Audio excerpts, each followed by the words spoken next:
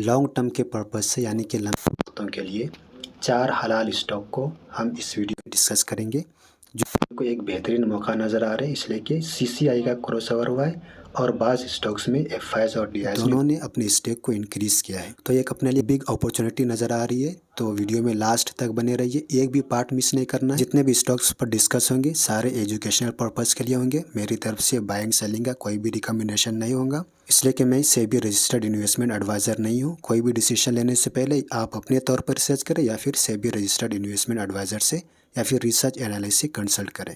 अपने इस लिस्ट का फर्स्ट कंपनी है सीएट लिमिटेड। बहुत ही मशहूर कंपनी है, हम सबको पता है। ये कंपनी टायर्स मैन्युफैक्चरिंग करती है, बहुत ही पुरानी कंपनी है। 1958 में ही ये कंपनी इस्टेब्लिश हुई थी। मार्केट कैप 15,500 करोड़ के आसपास की है। करेंटली अगर इसका पी रेशियो देखेंगे तो इंडस्ट्री के पी रेशियो के आसपास ही चल रहे हैं। आरओसी और आरओई को हम यहाँ पर इग्नोर करेंगे, इसलिए कि बीच में एक हेल्दी करेक्शन हुआ था, अभी रिसेंटली कुछ फॉर्म में आई है, तो हम इसको यहाँ पर काउंट नहीं करेंगे। करेंटली 3,800 के आसपास ये ट्रेड कर रही है। इस साल का हाई और लो देख सकते हैं। डिविडेंड थोड़ी बहुत पे करती है, फेस वैल्यू 10 का है और डेट टू इक्विटी थोड़ा सा ज़्यादा है, वो हम नीचे डिस्कस करेंगे। चलिए रिजल्ट सिर्फ पिछले क्वार्टर से कंपेयर करेंगे, तो मार्च 2025 का ये रिजल्ट है।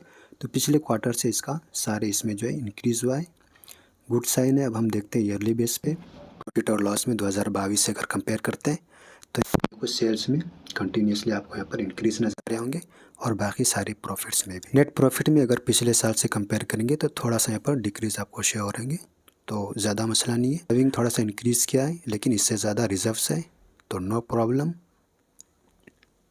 बैलेंस शीट में हम देखते हैं रिजर्व्स एंड बोरोविंग। बोरोविंग थोड़ा सा इंक्रीज़ किया है लेकिन इससे ज़्यादा रिजर्व्स है, तो no problem. Finally share holding pattern पे देखते हैं तो यहाँ पर अच्छी खासी है इसके पास, प्रोमोटर्स के पास 47% और यहाँ पर एफआईआईज और डीआईज के पास भी अच्छी खासी होल्डिंग है। एफआईआईज ने थोड़ी सी यहाँ पर प्रॉफिट बुकिंग की है लेकिन डीआईज ने अपने स्टेक को यहाँ पर इंक्रीज़ किया है, ऑल्सो गुड साइन। शरिया कंप्लायंट सबसे ज़्यादा इंपॉर्टेंट है, तो यहाँ पर सारी चीज़ों में पास है, मतलब हलाल है। इम्परमिसिबल इनकम भी बहुत कम रिमूव करने होंगे और इंटरेस्ट बियरिंग डेट जो है ये भी ज़्यादा नहीं है, 33% से बहुत ही कम है, मतलब। और हम जैसे कि यहाँ पर देखे थे, एक सेकंड, ओके, बैलेंस शीट में तो कंपनी जो है ना बोरोइंग कुछ ज़्यादा इंक्रीज़ नहीं करते, एक ही रेंज में रहते। तो अगर यहाँ पर ज़्यादा इंक्रीज़ कर रहे होते थे ईयरली बेस पे, तो फिर हम यहाँ पर ये बोल सकते थे कि ये बाद में नॉन शरिया कंप्लायंट हो सकती है, तो इसमें कोई मसला नहीं है। और लिक्विड एसेट भी बहुत है, यानी कि फिक्स्ड एसेट भी कंपनी के पास 81%, यानी कि बहुत ज़्यादा है। मिनिमम जो 20% होने चाहिए, तो यहाँ पर भी गुड साइन है। टेक्निकल में मैं सबसे पहले आपको इंडिकेटर्स बता देता हूँ। हम लॉन्ग टर्म के पर्पज़ से जा रहे हैं, तो मैंने यहाँ पर EMA9 को यहाँ पर सिलेक्ट किया हुआ है और ये MACD है और RSI और ये CCI, ठीक है।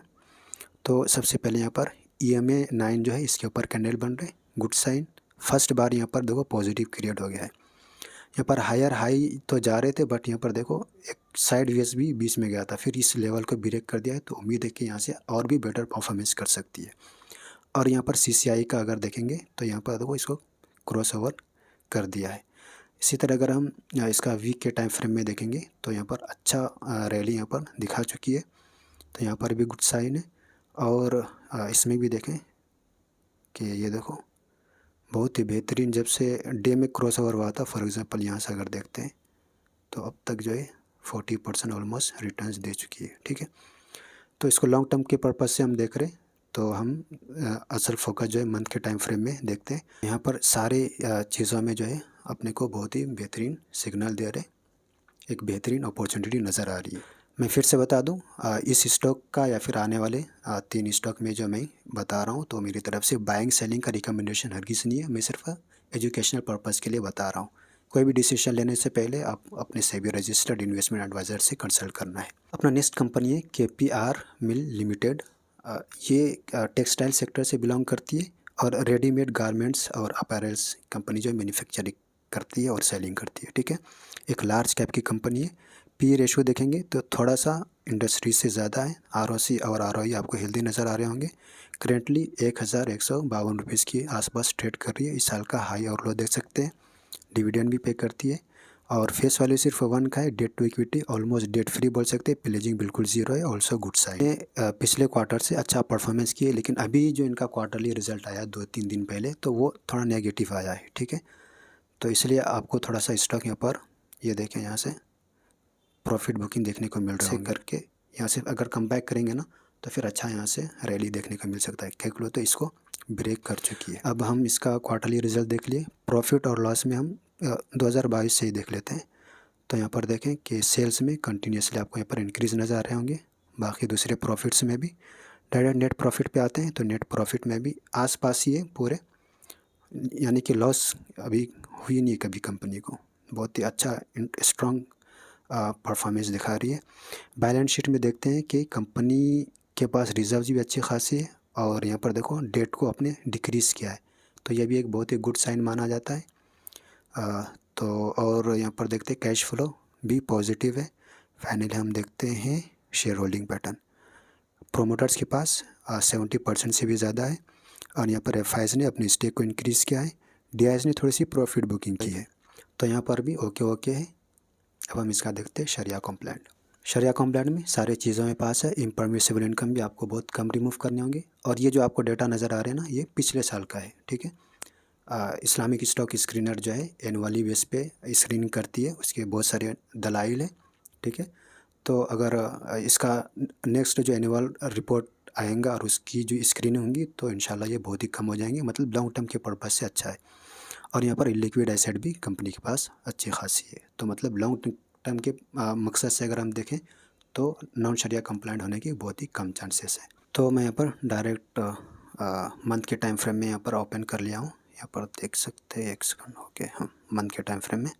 तो सबसे पहले EMA9, इसके ऊपर कैंडल अच्छा यहाँ तक गया था, देखिए 1400 तक। उसके बाद यहाँ पर प्रॉफिट बुकिंग चल रही है, और यहाँ पर देखो फर्स्ट बार क्रिएट हो चुका है। RSI भी अभी भी 70 के रेंज से नीचे ही है, ठीक है। तो अभी भी पोटेंशियल है। और अगर हम वीक के टाइम फ्रेम में देखते हैं, तो ये देखें कि इसको जो है ना रीटेस्ट होके यहाँ से ऐसा जा सकती है, ठीक है, उम्मीद है यहाँ से। और डे के टाइम फ्रेम में देखेंगे तो यहाँ पर अभी भी पॉजिटिव ही है, ठीक है। तो लॉन्ग टर्म के पर्पज़ से एक अपॉर्चुनिटी यहाँ पर अपने को देखने को मिल रही है। तो एनालिसिस अगर आपको पसंद आ रही है तो आप वीडियो को लाइक ज़रूर करें।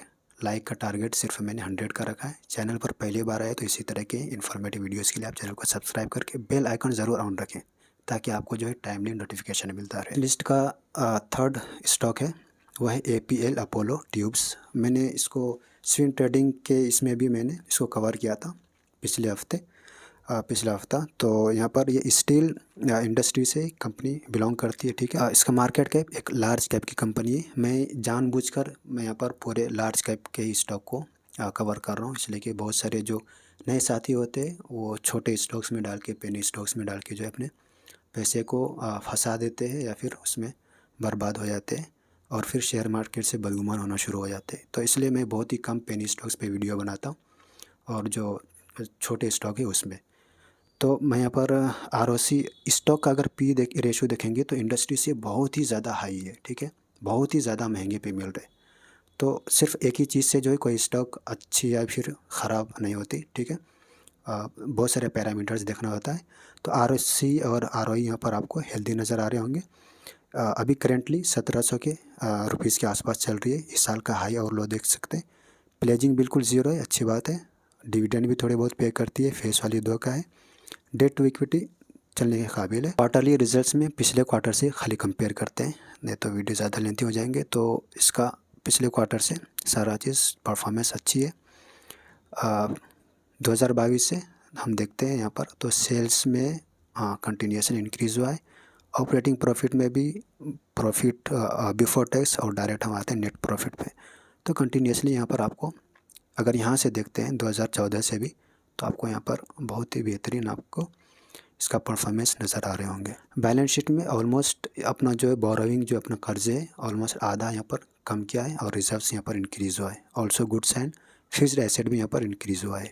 कैश फ्लो भी यहाँ पर पॉजिटिव है, तो ये भी गुड साइन है। डायरेक्ट हम आ जाते हैं। ये जितने भी चीज़ें मैं आपको बता रहा हूँ ना, ये मोटी मोटी चीज़ें हैं। आप चाहे तो और भी बहुत सारे बारीकियों में जा सकते हैं। बहुत सारे रेशोज़ है, बहुत सारे वो बुक वैल्यू होता है, और फलान ढिमकाना बहुत सारी चीज़ें होते हैं।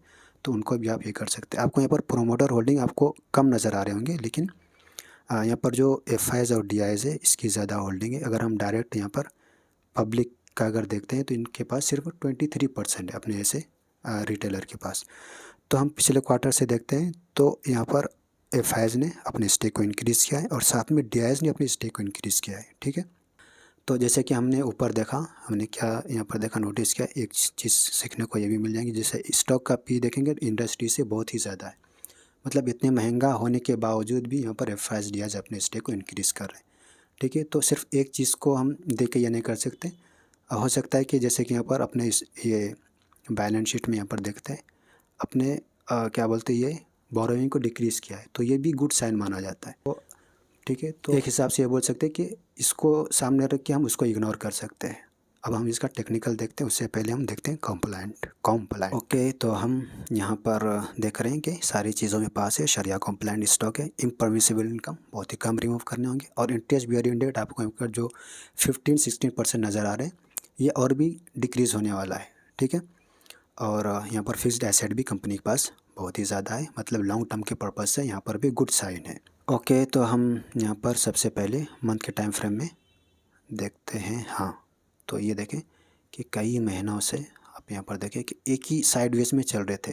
जब इस तरह से स्टॉक जो है ना थक के जब इसको ब्रेक करती है ना इतने दिनों तक, तो बहुत ही अच्छा परफॉर्मेंस करती है। अगर ये लेवल को ब्रेक करेंगे ना तो देखोगे कि बहुत ही फास्ट इसका जो है परफॉर्मेंस देखने को मिलेगा, बहुत ही तेज़ी से आगे बढ़ेंगे। तो यहाँ पर फर्स्ट बार MACD का तो क्रिएट नहीं हुआ है, लेकिन यहाँ पर देखें CCI 69 में यहाँ पर आपको क्रॉसओवर नज़र आ रहे होंगे, और यहाँ पर 70 के रेंज से अभी भी नीचे है, ठीक है। अगर हम इसमें वीक में देखते हैं तो वीक में भी पॉजिटिव हिस्टोग्राम है। हम सिर्फ हिस्टोग्राम को देखेंगे कि पॉजिटिव रहना चाहिए। अपने इस लिस्ट का फोर्थ और आखिरी स्टॉक है ब्रिटानिया इंडस्ट्रीज़, बहुत ही मशहूर कंपनी, हम सबको पता है। इसका मार्केट कैप 1,32,000 करोड़ की कंपनी है ये। स्टॉक का पी और इंडस्ट्री से कंपेयर करेंगे तो ऑलमोस्ट सेम ही है। आपको ROC और ROE आपको बहुत ही हाई नज़र आ रहे होंगे। तो जो FMCG सेक्टर से जो बिलोंग करती है ना स्टॉक, तो इसका ये होता है इतना ज़्यादा, ठीक है। और करेंट इसका प्राइस देखेंगे तो 5,500 के आसपास चल रहे। तो यहाँ पर आपको ऐसा लग रहा है कि भाई स्टॉक जो है बहुत ही महंगा है, तो ये बात नहीं होती। मैं कई वीडियो में बता चुका हूँ कि स्टॉक की प्राइस पे अभी अपने को कभी भी नहीं जाना है। इस साल का हाई और लो देख सकते, डिविडेंड अच्छा पे करती है, फेस वाली सिर्फ 1 का है, डेट टू इक्विटी भी चलने के काबिल है, प्लेजिंग 0 है, ऑल्सो गुड साइन। क्वार्टर देख लेते हैं, हम ज़्यादा ऊपर ये नहीं जाएंगे। तो पिछले क्वार्टर से थोड़ा सा इसको सेल्स में कमी हुई है, और बाकी चीज़ों में भी यहाँ पर आपको थोड़ा डिक्रीज नज़र आ रहे होंगे। प्रेजेंट इसका क्वार्टरली रिजल्ट तो नहीं मालूम है मुझे। इसका प्रॉफिट लॉस 2022 से हम देखते हैं तो 14,000 से 17,000, ओके, मतलब सेल्स में, रेवेन्यू में अच्छा हुआ है, और बाकी के प्रॉफिट में भी ओके है। डायरेक्ट हम आते हैं नेट प्रॉफिट पे, तो नेट प्रॉफिट आपको यहाँ पर कंटिन्यूसली ग्रो करते हुए नज़र आ रहे होंगे, थोड़ा सा ऊपर नीचे है लेकिन अच्छा है। बोरोइंग को देखते हैं, यहाँ पर कंपनी के मार्केट कैप के हिसाब से बहुत ही कम है, तो इसी के साथ रिजर्व्स भी कम है, ठीक है। Okay, no problem. Cash flow आपको यहाँ पर थोड़ा नेगेटिव नज़र आ रहे होंगे।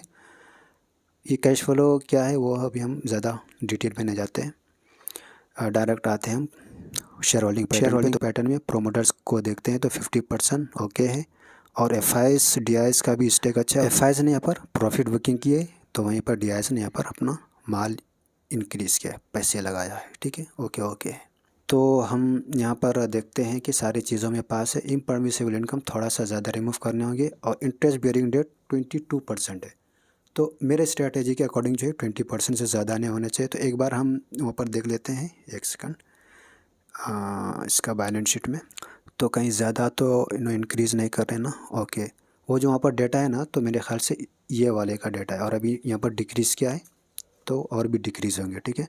और यहाँ पर 2-3 हज़ार से यहाँ पर ज़्यादा इंक्रीज़ नहीं हुआ है, तो लंबे समय के लिए जो है ना अच्छा है, मसला नहीं है, ठीक है। डरने की बात नहीं कि बाद में ये नॉन शरिया कंप्लाइंट हो जाएगी।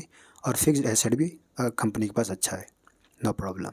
40% से ज़्यादा होना चाहिए मेरे स्ट्रेटेजी के अकॉर्डिंग। टेक्निकल देख रहे हैं तो सबसे पहले मंथ के टाइम फ्रेम में देखते हैं। तो यहाँ पर देखो मंथ का टाइम फ्रेम है, तो ऐसे स्टॉक में आपको इस तरह से ज़्यादा शो हो रहेंगे, ठीक है। तो स्ट्रैटेजी आप अपने हिसाब से अप्लाई करना है कि कब इसको सही मौका पे सेल करना है, वो आप अपने हिसाब से देखना है। सबसे पहले EMA 9 देखेंगे तो इसके ऊपर कैंडल बन रहे हैं, गुड साइन। यहाँ पर क्या बोलते हैं, अभी फर्स्ट बार क्रिएट नहीं हुआ है, लेकिन यहाँ पर CCI जो है क्रॉसओवर दे दिया है। MACD का जो फर्स्ट बार जब क्रिएट होता है ना, तो ये थोड़ा सा सेफ माना जाता है इसके मुकाबले में, CCI के मुकाबले में, ठीक है। इसका अगर क्रॉसओवर होता है तो ज़्यादा चांसेस होते हैं कि वो फिर से क्या बोलते हैं रिवर्स हो जाए इसके मुकाबले में। लेकिन जब इसका फर्स्ट बार क्रिएट होते हैं ना पॉजिटिव, तो ज़्यादा चांस होते हैं कि यहाँ से अब अच्छा परफॉर्मेंस करेंगे। अगर हम इसका देखते हैं वीक में पॉजिटिव है और डे में भी जैसे कि देखा हमने नेगेटिव है यहाँ पे। तो अभी अगर इसमें कोई एंट्री का सोच रहे हैं तो इसका पॉजिटिव होने का वेट कर लें, ठीक है, अपने ख़र्चे पे, अपनी रिसर्च पे। आप दोस्तों से गुजारिश है कि आप कमेंट में मुझे ये बताएं कि इन चारों स्टॉक में फंडामेंटली आपको कौन सा स्ट्रॉन्ग दिखा, और टेक्निकली आपको प्रेजेंट एंट्री के लिहाज से आपको कौन सा बेस्ट दिखा। आप नीचे कमेंट करके ज़रूर बताएं, ताकि मुझे ये पता चले कि आप दोस्तों में जो है सीखने का भी आपके अंदर जो है जज्बा है और आप मेहनत कर रहे हैं। बाकी ये एनालिसिस आपको कैसा लगा, आप अपनी राय का इजहार नीचे कमेंट में ज़रूर करें। वीडियो को अपने दोस्तों में सवाब की नीयत से ज़रूर शेयर करें, और चैनल पर पहली बार आए तो सब्सक्राइब भी ज़रूर करें।